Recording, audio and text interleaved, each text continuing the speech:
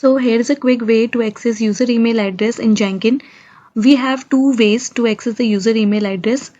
First, by using this environment variable, build user email. How will it work? To use this environment variable, we have to install one Jenkins plugin. So this plugin we have to install build user vads. After installing this plugin only, you can use this environment variable.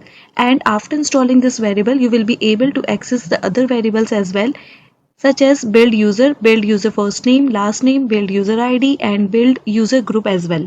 Now, if you do not want to install this plugin or you don't want to use this environment variable, then here is another way by using this Hudson library.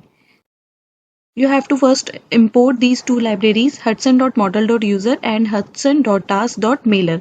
By using this code, you can get the user of the current build who has triggered this build, and by using this property, you can get the user email address who has triggered the build.